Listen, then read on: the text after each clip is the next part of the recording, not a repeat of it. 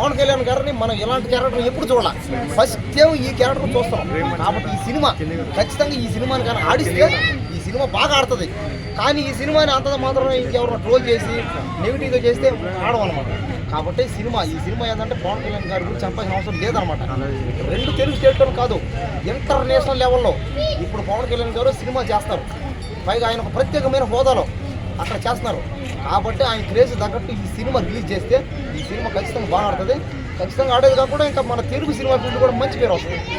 So ఇంకొకటి ఏంటి అంటే, నేను నార్మల్ జస్ట్ ఇక్కడికి వచ్చినాక విన్న టాక్ ఏంటంటే, ఈ సాంగ్ పాడింది పవన్ కళ్యాణ్ గారు కాదు, వాయిస్ కొంచెం అలా లేదు అని అంటున్నారు. సో దానికోసం మీరేమని చెప్తారు?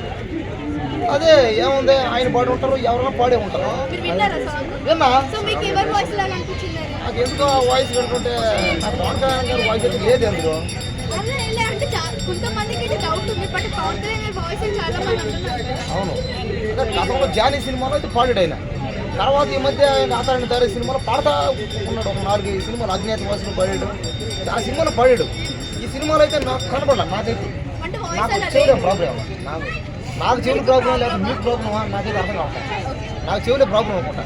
ఆయన బాడీ ఉంటే ఇంకా మంచిది. ఆయన బాడీ ఇంకాస్త క్రేజ్ పెరుగుతుంది, ఇంకాస్త సినిమా మీద బజ్ అవుతుంది, ఫ్యాన్స్ కూడా అందరూ వచ్చి చూస్తారు.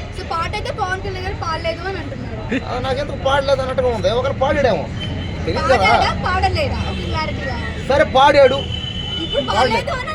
నాకేం అర్థం కాలేదు. ఇంకా నువ్వు నన్ను కన్ఫ్యూజ్ చేస్తే నన్ను ఏం చేయమంటావు? నీలా అందమైన అమ్మాయి అంతే కదా, కన్ఫ్యూజ్ అయిపోతావు నిజంగా. వచ్చావా మాట్లాడరా, నువ్వే మాట్లాడు, ఇంకా మాట్లాడు. కృష్ణ సరే పవన్ కళ్యాణ్ గారు నిజంగా అయితే పాడలా, మీరు అలా క్రియేట్ చేస్తారు అంతే. పాడని పాటను పాడాడని, పాడిన పాట పాడలేదని, సినిమా ఒకవేళ బాగా ఆడినా బాగా ఆడలేదని, బాగా ఆడకపోయినా ఆడిందని ఇలా క్రియేట్ చేయకండి మేడం, ప్లీజ్ మేడం. మీకు ఎక్కువ చేతి ఉంటాయి. మీరు అన్నారు మేడం, ఇప్పుడు కావాలి చూడండి, మీరు అన్నారు సినిమా గురించి అర్థమవుతుంది. నేను సాంగ్ వాళ్ళు పాడలేదు అని అంటున్నారు, మీ ఒపీనియన్ ఏంటంటే పాడలేదు అని చెప్పారు కదా. నేను ముందుగా కరెక్ట్గా చెప్పినా, నిజంగా హరిహర వీరమ్మలో పవన్ కళ్యాణ్ గారు అయితే పాడలా ఆ పాట. ఆడ క్లారిటీగా వినపడుతుంది, నాకు చెవులు బాగానే పని చేస్తున్నాయి. సరేనా, నీలాగా ఇదో నెస్లు పెట్టుకొని చెవుడు ఇచ్చి నాకేం లేదు, నాకు బాగానే ఉంది. మరి అంతే కదా, నువ్వు పెట్టుకున్నావు. మరి ఎవరు పాడారు పాట? మ్యూజిక్ డైరెక్టర్ పేరేంటి? ఎవరు పాడారో నాకైతే తెలీదు. పవన్ కళ్యాణే పాడాడని గ్యారెంటీ ఏముంది అక్కడ? ఆయన పాడి ఉంటే యారు పబ్లిసిటీ అయ్యే కదా ఉంటది.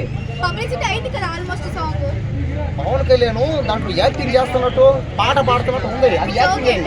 ఇంకొకటి ఏంటి అంటే, ఈ కంటెంట్ బ్రిటిష్ వాళ్ళ టైప్ ఉంది కదా, ఓల్డ్ కంటెంట్ కదా. సో ఇలాంటి కంటెంట్ లో కూడా చాలా మూవీస్ వచ్చినాయి. దీంట్లో ఏమైనా వెరైటీగా కనిపించిందా? అవును, కనిపించింది. సినిమాని 15 రోజులు షూటింగ్ కూడా చేసిన ఆర్ఎఫ్ సినిమా గుర్రాలు తోలినా నేనే. సరే, రోజుకి 2000 ఇచ్చారు డబ్బులు. కాబట్టి ఏంటంటే చెప్పేదాం, 15 రోజులు దొరికితే పవన్ కళ్యాణ్ గారు 4 రోజులు మాత్రం వచ్చారు అక్కడ, చేసి పోయాడు. ఆయన 5వ రోజు కూడా కాస్త ఆఫ్ డేనే అంతే, వచ్చి చేసి పోయాడు. సినిమా ఏంటంటే పాకిస్తాన్ బ్యాట్, అదే ఏంది బ్రిటిష్ వాళ్ళు బ్యాట్ బ్యాట్ అనమాట. మన చార్మినార్ కూడా అందులో ఉంది, సెట్ ఉంది. ఆ చార్మినార్ వేసి నాకైతే అర్థం కల, ఎందుకంటే నాకు సినిమాని అర్థం చేసుకునే కెపాసిటీ అయితే నాకు లేదు. నిజంగా సినిమా చూడడమే తెలుసు, సినిమా చూసి సినిమాని ఆనందించడమే తెలుసు. ఇంట్రెస్ట్ ఇట్టు ఈ సినిమా ప్రపంచంలో అన్ని భాషల్లో ఇంట్రెస్ట్ ఇట్ అవుతుంది అంతే, పక్కా ఫిక్స్ అంతే. ఆయనతో కలిసి నీ సీన్స్ ఉన్నాయా?